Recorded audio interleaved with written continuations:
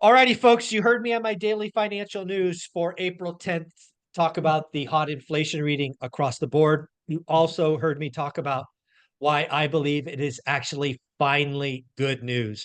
I believe the hot inflation reading is going to take all this inflation, rate cuts off the table. I believe we are now going to have mortgage rates solidly over 7% for months to come instead of flirting with above and below the line.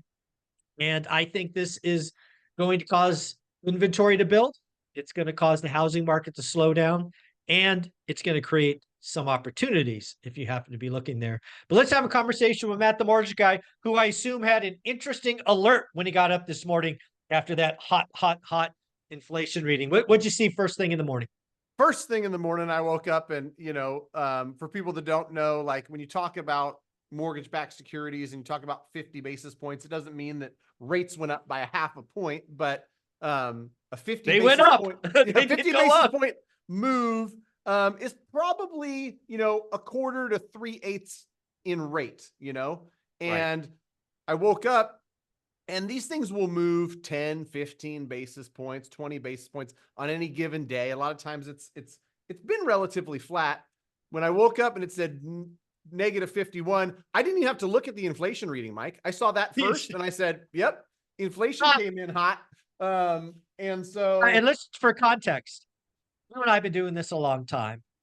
We've been talking weekly for probably 3.5 years now. How many times? So 3.5 years, let's call it 1,000 days. Obviously, some of those are weekends, but we'll still call it 1,000 days. How many days do you think out of the last 1,000 days that they moved 50 basis points up or down in a single day? I mean, how rare is it? probably 20 out of the last 1,000. So Yeah. So 2% of the time. No, that would be 0.2%.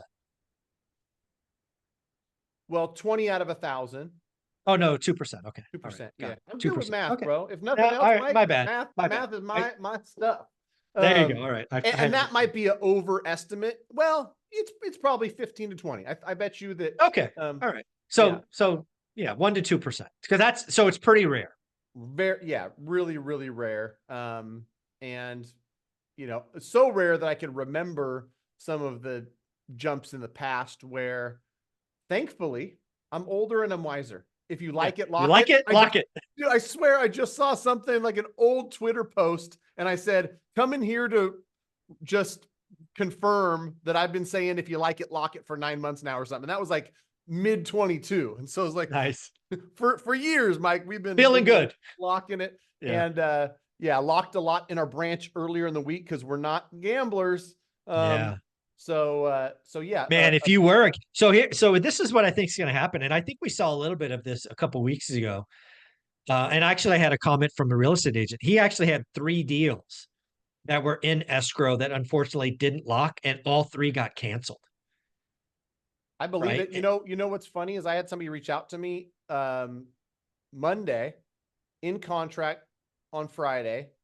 They were using somebody else, but they just ran a loan estimate by me and said, man, at my credit score, am I really 7.75?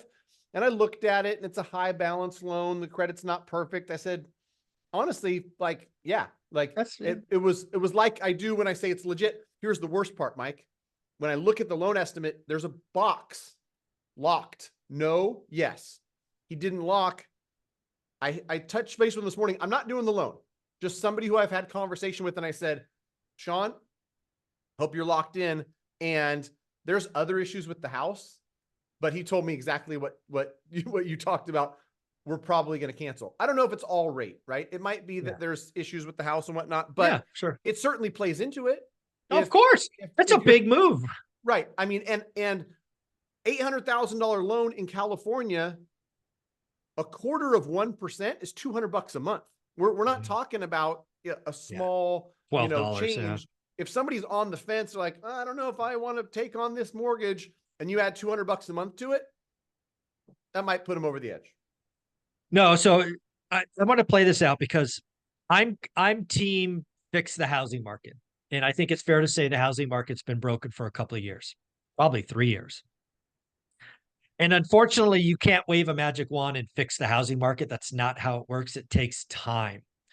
And if you want to understand what it takes, go back to the 54-year spreadsheet, which I give away for free on my website, onerentalatatime.com. 1978, we did roughly 4 million transactions. We didn't get back, I think it was 4.4 million. We didn't get back to that number until 1994. I'm not calling for 16 years, but it could be 5 or 6. So what am I talking about here? Rates over 7%, solidly over 7% is going to slow demand. Slower demand will mean inventory grows. It's in that logic of inventory growing that I want you to know there's an opportunity if you're looking. When inventory grows and you go from 30 days on market to 45 days on market to 60 days on market, you know what happens? Some sellers are motivated. And trust me when I say the best deals are done with motivated sellers. And if you can find a motivated seller and it cash flows at a high interest rate, that is a good day, because rates will not always be here. There will be some time in the next 10 to 20 years where rates will be lower and you have a one-way bet. So doing deals, again, I don't know if people believe me when I say this, but I will happily have rates be 10%. If interest rates are 10% for everybody, I'm okay with that. I just got to find the motivated seller that will sell me a deal at a price point where I cash flow at 10%. Then I lock in 30-year money and I just wait. Nope, rates didn't go down. Nope, rates didn't go down. Nope, rates didn't go down. It's okay. Cash flows at 10% interest. It's okay. So again, I think people that want it, and again, we have evidence. You and I talked the last 2 winters was the last time this happened. Yeah. When the market slows down, when demand dries up, sellers start paying for shit. They pay for closing costs. They buy down rates. They do all these things. So I am encouraged that rates will be at 7% for months to come. That's just my warped opinion. Yeah, and you and I both know, because I think you and I are both have a little bit of a fascination with consumer behavior. Yeah. You know, they're irrational at times. And, you know, a seller that has any twinge of like, oh shoot, maybe if I don't lower my price now or give a concession now or do this, maybe I have to hold this thing for 60 days, 90 days. Maybe it doesn't sell. They start to have this, you know, little inkling of fire sale might be the best bet for them. And that's an opportunity on the buy side. And to your point, we want to get the best price. We know that rates are temporary. And so, especially on the investment side, if you buy something and you think to yourself, like, these financing terms aren't ideal, but it still works as a deal. Those are the 2 best investments I've ever made in real estate, Mike, where I didn't have the ability to use conventional financing. I had to use debt service coverage ratio loans. I had to pay 7% in 2019. Yep. And 2 deals that made sense at 7%. Guess what happens when I refied those 2 fourplexes to 3 1/8 and 3.375? Those things look really sexy now. Very, very sexy. And rents went up and they appreciated and all the great things about real estate. And so, yeah, you run numbers as an investor based on whatever the numbers are that you can attain at that time from a financing perspective. It can they work or they don't. Better.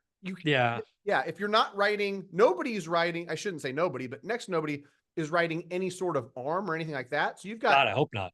30-year fixed rate debt, 8%, 9%, 10%, whatever it is, it won't get worse. The bank won't call you and say, I'd like to refinance into 12. Like that's not how it works. That's not how it works with resi loans. Right. And that, to your point, again, this is why I think commercial is going to finally have some pain. There were a lot of people in the commercial who have these ARMs, who have these 1 and 2 year IOs. They were hoping, begging and praying for rates to go lower so they could be saved. Sorry, not going to be saved. Pain coming. Deal's going to be liquidated. So if you happen to be preparing for that, which I've been for a year and a half, our opportunities are finally coming. But let's stay on the residential front, because we have something in California called the California Dream for All. I'm going to call it 2.0 version. I think there's like $150 million available, up to 150 grand or something. Basically, the state of California wants to become your partner on buying a home. Is that right? That is correct. And so I'm gonna make a video. If you're not subscribed to Matt the Mortgage Guy, please go subscribe. Check out the videos there. I'm only doing one long form a week. And so I'm trying to, do what I can to, I've got 1,000 videos. It's going to be California Dream for All. It's going to be how to win in this current spring market. All the things that I know based on conversations and being active in the real estate market as a mortgage broker. But California Dream for All, for the audience here, please know this program is not for everybody. Mhm. What really frustrates me, Mike, is I'll say it 3 or 4 times. I don't think this program works for you because of X, Y, and Z. And then they ask me, but what about, well, you've got a 10% down payment. You don't need the state of California as a partner. And so, that's the first thing to think about. Shared appreciation means California, Cal HFA gives you some down payment assistance. In return for that, like, they're your partner on the upside. And what's been very difficult for me in the past is talking to people who have used down payment assistance like they used it in 18 and 19, makes it a lot harder to refinance. So in 20 and 21, when everybody refinanced and they saved $500, $600 a month, there was people that had a second loan, a third loan, inability to refinance, and they missed out, right? Some of them unfortunately lost their homes. And so it's not all sunshine and rainbows. I won't go through all the criteria, but somebody's got to be a first generational home buyer. There's income limits. It's a max of 150, which is a good thing. Your Bay Area buddies were trying to get, 250,000 for a big purchase over $1 million. And so it's different, but it is round 2. Last year they came out, they had a couple $100 million. They ran out within 9 or 10 days. They're doing it different this time as well. All of April, right now they're taking applications. And so you get yourself approved. We've got somebody in my office who Mitch is taking all the California Dream applications. And with that approval, you submit to Cal HFA. They're going to do a lottery. And I'm telling some people, you might get lucky and not get picked in the lottery, because I truly think that out of 10 people I talk to, it doesn't make sense for 9 of them. And maybe one of them will get in there. But like all things mortgage, you talk to somebody about your personal situation, you get presented options, and then you have an idea of which direction to go. A lot of people just hear program, they're like, yep, me. Like, free money, free money, free money. Right. Which it ain't free. Nothing's free, especially in California. So, look out for that video. I'll go into some of the details and some of the caveats. And of the every 10 people that apply for that, I think that there's going to be a handful, Mike, that end up saying, you know what? I can get gift funds. I don't need a partner. I'd rather have all of the upside if I own this thing for years to come. I'd also like to be able to refinance when rates come down. Also want to get, my offer accepted and be able to do a shorter escrow, which it might take in a competitive spring market. All the things that, you wouldn't know if you don't know. So talk to somebody who has an idea, who can educate you on these things. Yeah, when I think about California Dream for All, I just go back to the last time. Yeah, they're doing it differently. Yeah, there's a lottery, blah, blah, blah. But at the end of the day, it's going to create artificial demand. It's going to create bidding wars on certain products. And I could not imagine having California be my partner on a property. But that said, consumers are very predictable. All they're hearing is free money. And I expect this program to be oversubscribed by 5 or 6x, just like last time. Yeah, there'll Matt, be a lot of people in that in that thing, and I just wanted to add, Mike, because I think it's funny. The consumer behavior is predictable. All they think about is exactly what my thumbnail is going to be. It says California Dream for All. There's a bunch of houses in the background, and it's an open briefcase with money. And so I typed that into Chat GPT and had them do a thumbnail for me last night, and I thought to myself, "Yep, that's the one. Nailed it." Very, very cool. Yep. California Dream for All equals free money to buy homes. And again, folks, ain't nothing free, but that's what people are going to hear. If somebody wanted to reach out to you and see what's what about mortgage, how do they do that? Go to greatmortgagebroker.com. have been getting more and more people that have come across, and truly, we just want you to have the conversation to get yourself pre-approved, to get ready, whether you buy or not. I see more and more people that are waiting, and then it's this, you know what analogy I've been using lately, Mike, and I think you'll appreciate this one as a poker player. Mm. In a poker tournament, the joke is always like, it's hours of boredom and then little segments of extreme adrenaline, right? Correct. People do that with housing, where there's no action taken, and then it's 6:17 on a Saturday night, like, oh my God, I love this house. Well, let's get everything together. We're going to make an offer. They're due by noon tomorrow, and everything is frantic for a small moment in time. And then if they don't get that house, it's Crickets. 6 more weeks of crickets. So Exactly. don't do that. Get yourself prepared. Get a file going. Get a Right. file. Get a file. Go to greatmortgagebroker.com. Tell them you came from One Rental at a Time. Matt, you're amazing. Thank you so much. Thanks, Mike.